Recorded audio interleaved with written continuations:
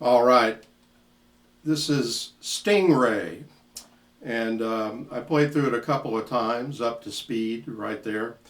This is kind of like a Texas blues, straight ahead, strong blues, kind of like a Stevie Ray Vaughan kind of style, but it's designed, I wrote it just to um, be something that was easy to play, but had some of the blues chords that Stevie Ray Vaughan and Jimi Hendrix and even other earlier blues artists like Lightnin' Hopkins might have used. Um, we're using a sharp ninth chord. Now I've got the capo at the second fret, so we're really playing in F sharp, but you could play it, without the capo. But usually at this point in the book, students are still using a capo, some not, but I like to, be able to have students be able to reach everything really nicely and do everything with a good hand position before stretching it out, like without the capo. So anyway, it's got a sharp ninth chord, an E sharp ninth. The thing about it, you're using your pinky kind of like a clamp, and you want to kind of have leverage between the thumb and the pinky. So the thumb is behind the neck, and the pinky is just flat on its side, kind of on the right side of the pinky, right up to the fret. And I've got it clamped there, and I can move my other fingers around while this one just stays anchored, And then my second and first fingers are on the third and fourth strings. First finger on the third string, second finger on the fourth string, and it's playing this E, but also touching the fifth string. Very, very important. You got to purposely mute the fifth string like that. And then the lick that you're doing in between, you're going down, down, up, down, down, up. And then you have a rest, like an eighth rest. And that's all downstrokes, just very strong, except for the open G, I'm doing an upstroke. If you notice, down, down, down, up, down, down. And as soon as I put that second finger on there, I'm touching the fifth string. You don't want to think, oh, I'll adjust it when I play the chord. Just at the end of the riff, let that second finger melt into the chord. So you might have to work with this chord a little bit to get everything ringing. You should be able to hit all six strings and not hear that fifth string. Okay? So that's a common thing in blues, like even with just an E major, like Jimi Hendrix. I don't think I've ever seen Jimi Hendrix do a three-finger E chord like this, like we all learned. He did two fingers and muted the fifth string. It's because a lot of the licks, you just end up with the second finger on that E, Doesn't make sense to, do a lick with ending on the second finger and then suddenly change to your third finger for an E chord when you want to strum it in between the licks. So you just mute the fifth string. Muddy Waters used that chord, Two Trains Running. And actually he didn't, I think maybe he did play guitar. It was Little Walter and Jimmy Rogers playing guitar too. But so anyway,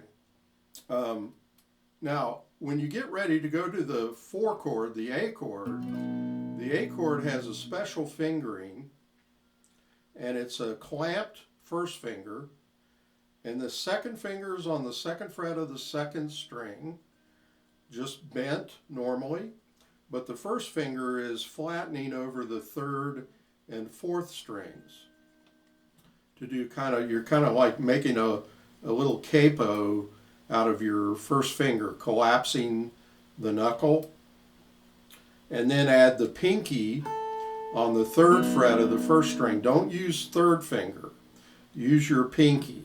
That's just a normal type seventh chord fingering that you'll find you can do a lot of things with it. You can do even a vibrato, like it's a lot easier than if you're using your third finger. Trust me on that. You know, it's just sometimes we compress the fingers a little bit. So you're not really using your third finger on this. But when you do the riff approaching that chord, normally the riff is second finger on all the notes. But you want to end up with the first finger so that you can get into that chord. So first finger. See? And then after you do that, let's see, so it's, then it's back to second finger, going to the E chord, and then it's third finger. Why do we use third finger here? Because we need our second finger for the bass note of the B 7th sharp 9th. Okay, so the B 7 sharp 9th, your pinky is on the 3rd fret of the 2nd string, and normally on a B7 your pinky would be on the 2nd fret of the 1st string, but here we're putting it on the 2nd string to give it that's that spicy sounding 9th chord, sharp 9th really.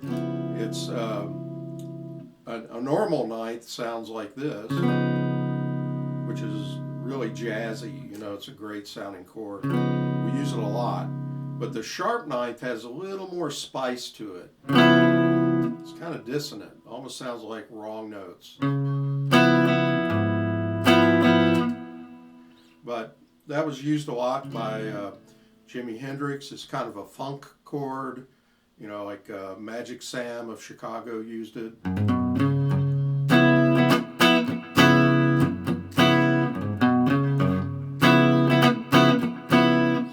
So that's a B7 sharp 9th, but when you do the lick going up to it, do the 3rd finger connecting to the 2nd finger, and then the 2nd finger alternates bass from the 5th to the 6th string, kind of like a country song, you know, like almost sounds like a Willie Nelson song there, except for that sharp 9th. Willie Nelson probably wouldn't use that. You know, he was kind of, I mean, he is kind of a jazzy player, but, you know, like Blue Eyes Crying in the Rain.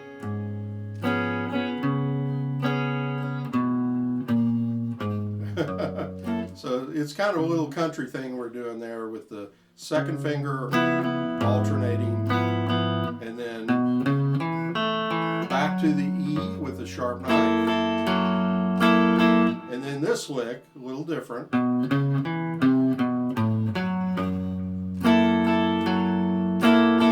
Or if you're going into the ending,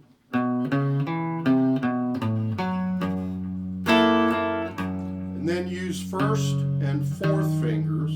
You would think 1st and 3rd, but again, we're kind of compressing the fingers a little bit. So it's 1st and 4th finger. And then use your 1st finger as a guide, so you'll slide it from the 2nd up to the 6th fret, but you won't hear that slide. You're going like, when you hit the open E, slide up there immediately with no sound. Like, so I'm letting go of the pressure and just sliding it up to the 6th fret, right simultaneously when I hit that open E string. So it's, and that gets you in position for this E 9th at the end. And the E 9th, that's the more jazzy, pretty regular 9th. It's not the sharp 9th. So, okay? So I'm going to go through it slowly. In the beginning I did it, you know, up to speed, but I'm going to kind of do it slowly. You want to have an aggressive kind of sound with the pick. Don't play it too soft or too pretty. You know, it's kind of a hard-hitting kind of blues. So again, Stingray at a slower speed right now to end the video.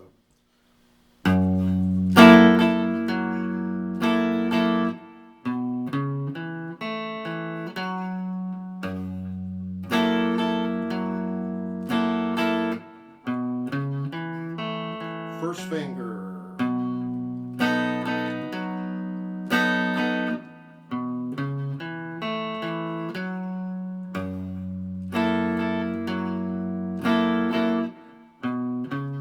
Going to third finger to second. Alternate them.